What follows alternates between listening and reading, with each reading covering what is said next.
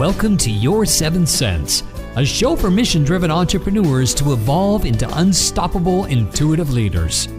Listen to Terry and her guests as they share stories of being powered by angels and intuition to achieve their success. Now, let's unlock the power in you with your host, Terry Wildeman. Welcome, everyone, to this episode of Your Seventh Sense, business powered by angels and intuition. I'm your host, Terry Wildeman, and it is so exciting to be able to bring you these shows where we have highly successful business owners who use intuition in the workplace come and share their stories of success and their stories of failure when they didn't listen to intuition to help you grow your business and influence your life in positive ways. Today's guest is the amazing Pat Duckworth.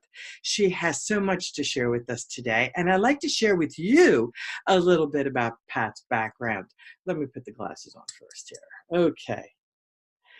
Pat Duckworth is a women's health strategist, author, international public speaker, and founder of Smarter Menopause. After over 30 years working in the public sector at a senior management level, Pat discovered her entrepreneurial mojo, I love that, entrepreneurial mojo, in her mid-50s and retrained as a therapist and coach. Since then, she has published 4 books and contributed to many more. Pat's 4th book, Hot Women Rock, How to Discover Your Midlife Entrepreneurial Mojo, was published in 2016 and became a #1 international bestseller. Pat is passionate about inspiring women to live their best lives no matter what their age. I am your host, Terry Wildeman, which I think I forgot to say, and I am so excited to have this woman sitting in front of us. Thank you so much for being here, Pat. It is a joy. It's such a pleasure to be talking to you. I can't wait to get chatting. Oh, we will be chatting away. And you live in one of my favorite cities in the world, and that is? Well, I live near Cambridge. I'm in the UK. I'm out in the countryside, and it's a beautiful spring day here. And I will get back there soon. As you know, I lived there for 2.5 years, and it was just an amazing, amazing place. And next trip, I promise you, I will be there. That bed's waiting for you. I know it is, and I'm going to be sleeping in that bed. I'm going to be there. So, Pat, the show is about angels and intuition, and I know that intuition is a big thing for you, or you wouldn't be here. So can you tell us a little bit about how intuition became a reality for you in your life? Was it as a child, as an adult? When did that intuition energy really strike gold for you? I think I would wind it back to being a teenager. When I was 16, I was very ill and in hospital. And I think that was one of those pivotal times, being a teenager on an adult ward, and people died on that ward, you know. So I think that grew me up quickly, but also put me in touch with what was important to me. So kind of fast forward from that, I left school, and I think I was quite an old soul in that I didn't think, I'm going to rush off to university and drink myself stupid.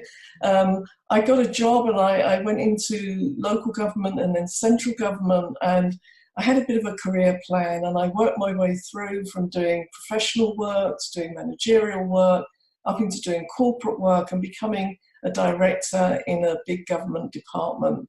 So everything that I'd wanted to achieve, I achieved it. Wow, that sounds brilliant. And you said you did not go to university. Did I hear that properly? So what a wonderful example for kids today who think that they have to go to university to be a success. In fact, you didn't go to university, and look at how successful you are in your career.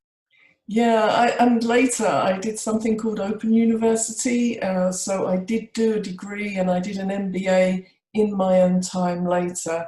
And that's what worked for me. I found that a really good way of studying. Yeah, so the timing was done on your terms, not somebody else's terms. Absolutely. And isn't that intuition? I think so, yeah. I think, at that time when other people were filling out their forms and packing their bags to go to university, I thought, that isn't for me. Brilliant. I don't know why. I mean, it sounds like fun, but it isn't for me. Brilliant. Well, I know you have a story about walking through a beautiful park. Can you share that with us? Yeah, so there I am. I'm in my early 50s. I'm on my way to my office in central London. I don't need a watch because I'm so much in central London. Big Ben tells me the time every quarter of an hour. So I'm walking through the park. It's a spring day. It was this time of year. And, you know, Buckingham Palace is in the distance and the sun's glinting off the gold statues. And Big Ben is saying it's 8 o'clock. And I realised that there were tears just rolling down my face. And it was such a shock to me. I was crying. Wow. And were they tears of joy or tears of something else? I didn't understand what these tears were. And then I realised that this was unhappiness about the work that I was walking into. That even though I'd reached where I wanted to reach, something wasn't right with it. And these tears were, we need to do something about this. This was my intuition saying, listen, it's time to take action. And isn't it amazing how these types of proddings, we get pushed? How long before that moment had the prodding, the little intuitive hits been coming to you? Probably, I don't know, probably for a year or so. I was feeling uncomfortable in what I was doing. I was getting more irritated, more tired, coming home and complaining. So I was getting the prods from my partner as well, you know, perhaps you should do something. But at that stage, it hadn't got to the point where I was thinking, this needs action. Got it. Got it. Yeah. So what did you have to surrender to in order to step out of where you were? Oh, I had to surrender to change because The change word. when you've invested 35 years of your life, your time, your development, your learning into a career, to turn around and say, I'm going to change and do something new, it's huge. It is huge. It's hard. And it's scary. It's very hard and very scary unless your intuition says to you, there is no choice. And is that what you were feeling? Yes. I thought that the tears were actually quite a gentle tap from my intuition. I think if I'd waited much longer, I might have started getting a bit more of a slap. And what I would think of as that is where all of that builds up in your body, and the next thing you know, you've fallen over, or you've sprained a wrist, or, you know, you're having little accidents because your body's saying, wake up, this is not right for you. So I think the tears were actually quite a gentle prompt. But you listened. And so many people don't. I'm so grateful that I listened, because even though all of that massive change was huge, and it meant shedding an identity. You know, who we think we are is so huge in our brain. You know, how it organizes what we do and what we believe and what we value. To turn away from that identity and to build a new one is big. That is big. That is really, really big. So it's leaving behind everything that you knew to be true about who you are as a career professional person and stepping into something new. So tell us, what did you step into, Pat? So as soon as these tears had come and I'd started to think, well, I'm going to have to leave what I'm doing now. So what am I going to do? The first thing that came to my head was that I'd always been interested in neuro-linguistic programming. And I'd always hoped that my organisation would send me on a course, but they never had. So I came home and I said to my husband, I've got to do something. I can't do this anymore. And he said, I know. I was just waiting. Oh, thank you. What a supportive hub star. Yeah. And I said, I'm really interested in NLP. I'm going to look up and see what I can do. And, you know, I'm not going to make this change overnight. I'm going to ease into it. I'm going to find a course. I'm going to see what that means for me. So I talked to a friend who I knew had done a course that I was interested in, and I went and had an interview to do the course because they've got a lot of integrity around who they take onto the course. And the earliest I could start was in October, and this was April, May time. Yeah, so very much this is like my 10th anniversary. This might even be the 10th anniversary of walking through the park. I don't know. That would be good, wouldn't it? Was it Easter week by chance? No, I mean, Easter's so late this year, so I don't think it was Easter week, but it might have been very much this time of year. And within a few weeks of me enrolling and making that decision, up came at work an opportunity to take early retirement. Of course it did. Of course it did. I had listened and the universe said, well done. There you go. I have something for you. And I came rushing home again and said, guess what? And my husband said, brilliant, put your application in. And my application went in the next day. And what's really funny was that the guy that I was working for at that time, who seemed totally the career civil servant with his path mapped out, the next day he put his in as well. He saw my joy at doing it. Oh, see, already you were influencing others. I think I saved his life doing that. I really do. And so by the time the course started, I'd already applied for the retirement.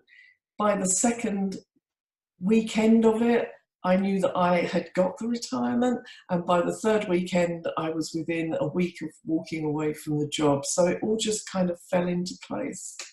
Isn't it amazing how when we put out what we want, the universe responds? Absolutely, absolutely. And this was just such a clear pathway out. It was extraordinary. So you became an NLP practitioner, which, by the way, I didn't realize that you were an NLP practitioner. I also am an NLP practitioner. So one more thing we have in common with one another. So after your NLP course, then what? So in the July of 2010, as soon as I had qualified, I hung my shingle out, and because I was trained as a hypnotherapist as well, and I started my hypnotherapy practice. And one of the things I knew almost straight away was that seeing people one-to-one wasn't enough. I was going to have to be bigger than that. And there's a local village college where they do adult education. So I trotted down there and said, I'd really love to do some evening classes, run some evening classes for you. Can I run an evening class about NLP or about coaching? And they went, sure, come on down. So that was the start then. I almost can't believe my chutzpah in doing it, you know. That it's brilliant. That's what you have to do. So were you prodded? I mean, was that an intuitive hit to do that? It was intuitive. I just knew that, as I say, the one-to-one work wasn't going to satisfy me enough, even though it's brilliant. You know, even helping one person, because you don't know what happens from that one person that you've helped to sleep better or get over their anxiety or their phobia. You don't know what ripples come out from that. Yeah. It still wasn't big enough. I had to do something bigger. Got it. Brilliant. And I do know that intuition also took you, what's the next step? Well, then I got into the sort of public speaking side of it, obviously running the courses, and I realized that I got a lot of fun, a lot of enjoyment from doing the courses. And I heard about an opportunity to go and speak in India at the Women Economic Forum, which I've never heard of. And I just said yes to it. Yep, I'm going. I don't think I hesitated for a moment. I think it's just, cool. Yeah, there's the opportunity. Put my name down. I'm off to that. And I actually, you probably don't know this either, I wrote Hot Women Rock to take to that event, because I thought, if I'm going to be speaking in India where there are so many entrepreneurs and there's going to be so many women thinking about being entrepreneurs, I want to write and tell them how to get their head in the right space to do that. So I knew I was going, it must have been in about the November.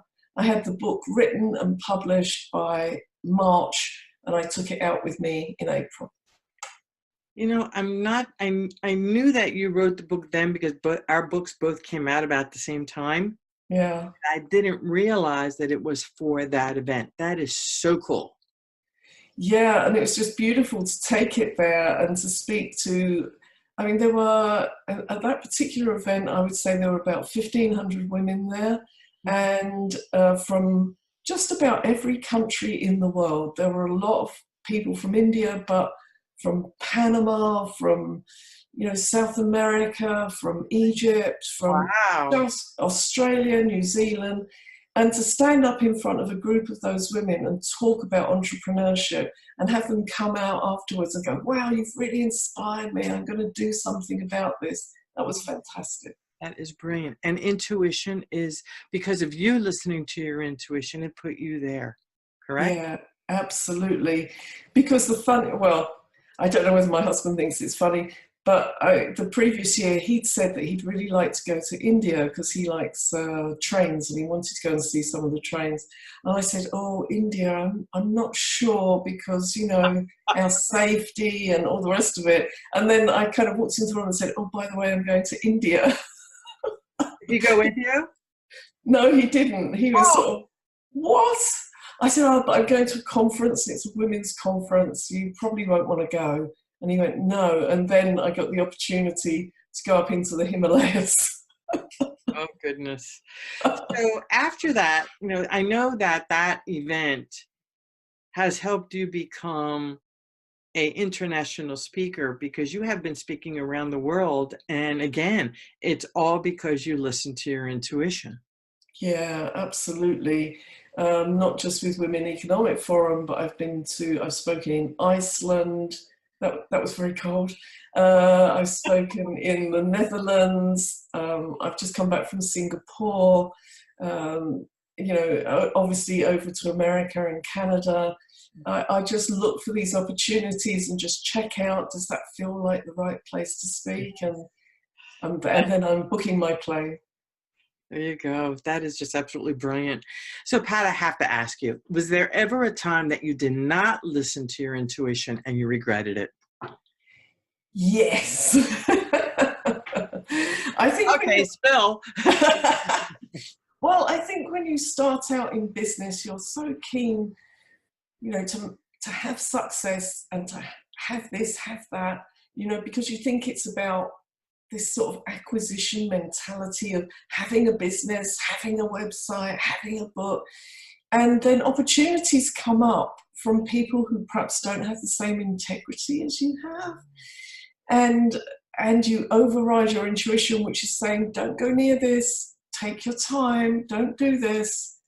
And I have spent money on things that have never delivered. And then and then you feel, I say you, then I feel embarrassed about it. And I know other entrepreneurs who've done the same thing and they feel so embarrassed about the mistake they made. Their gut said to them, don't do it. And they overrode it, said, no, this is the right thing to do. And it's only when you talk to them and let them know what you did, they say, well, do you know that happened to me too? Wow. Not with the same person or the same deal, but they just were so eager and didn't sit back and take a breath and listen to what was being said to them and rushed into things and then regretted it. Listen to your intuition and take time to listen to it. That's the key. And everybody, as you know, everybody gets intuitive hits differently. How do those intuitive hits come for you? Probably in feelings in my body. And when I say my gut, I think it is my gut that kind of goes, ooh, what's happening, and if I tune into it and I take a breath, sit back a bit, then I can start to feel where the discomfort is. Yeah, very, very cool. Because as you know, there are people when their intuition comes in the form of images. Yes. It comes in the form of voices or a body ache or a pain or just feeling. It comes in all different ways for everybody. And once you tune into that almost becomes your standard as to how intuition speaks to you, because I truly believe intuition is a language. Yeah. The language of your body that tells you, yes, no. It's an intelligence, we think intelligence is all up here, and it's in other places in the body. And when we tune into that intelligence, it's got so much information for us. Well, it is. And again, I always use and I've said it several times on the show, I use the example of the iceberg. Our intelligence is from here up. It's on the top seventh. This is all we use. However, you look at the rest of our body, that's the rest of the iceberg underneath the water. That's where our intuition lives. Yeah. So we listen to all of that. We become very congruent and coherent in how we make decisions and do things. What are your thoughts on that? Yeah, and it is that congruency. When I talk about aligning your brain, it's about that congruency, that we feel most powerful, most strong, most authentic when we line ourselves up properly, and our beliefs and our values and our identity all fall into place, and we get really strong. Excellent, excellent. So can you tell us a little bit about what all of this has led you to do today? So many things. So after setting up in my business, I decided, apart from the fact that, wasn't enough to see people one-to-one or speak to groups, then I needed to write the book. And I decided to focus around this area of midlife. And again, that's a bit intuitive, that would be the place where I needed to speak, where I needed to talk to other women about what's going on in midlife, and not the negative things about menopause. There's so much that's positive that's happening at that time of life. And one of the things which I'm really learning about now is that just as our brain makes major changes when we're in the teenage years, it's making big changes now in midlife as well. So that instead of that like A to B thinking, which is fairly straight line, fairly quick, now we've got so many more neural connections that our thinking, our problem solving, our creativity gets so much richer. We've just got so much more to give. The knowledge is growing into the wisdom. So I really love all of that. So I've developed into, working with women around menopause, but then taking them further than that. Once you feel well, what was it you wanted to do with your life? And for many women, these big changes happen at this time. Brilliant. Absolutely brilliant. Well, Pat, I know you have a complimentary gift for our folks. Can you share with us a little bit about that? So I just talked a little bit about aligning our neurological levels, getting our brain in that place where we're so congruent and authentic. We just feel really strong. In British terms, I talk about it being like a stick of rock, a stick of candy that you buy at the seaside, and it's got right. Rock is candy. Yeah, so it's got the name of the place. Yeah, rocking. Hard candy, right? That's what it was. A long stick of hard candy. Yes, I remember that. Okay. And you get the name of the place you bought it from stamped all the way through it. And I think when you're feeling really aligned, that's what it feels like. Like everything is just all the way through. It doesn't matter where you cut it, you always get the same words. So my gift is on my hotwomencoolsolutions.com website. And if you're on the right-hand side of it, it says there's some gifts. And if you go to it, then there is a walk through your neurological levels. And it's a lovely meditation and visualization to help you be aligned. Thank you. And all of that information is going to be down below. So just take a good look and you'll see it all below. You'll see Pat's bio. You'll see what she's involved with and her free gift. So Pat, is there anything that you would like to leave the audience with? Any words of wisdom, parting words of wisdom that will help them really tap in and tune into their intuition? So I really say, take your time and tune in. Listen to what your intuition's trying to tell you. Listen to the gentle taps, because if you don't, you're going to get a harder slap. So take a breath. Even if you're being rushed into something, step back, take a breath, listen to what is being said to you, and then act on that. Brilliant. Thank you so very much, Pat, for being here today. Your words of wisdom run deep and wide, and I'm sure that your story is going to influence someone to take action in their own lives. Ladies and gentlemen, I'm Terry Wilderman with Your 7 Cents. Thank you so much for being here. Thank you again, Pat, for being here. And we look forward to seeing you next time for another episode of Your 7 Cents, business powered by angels and intuition. To your success.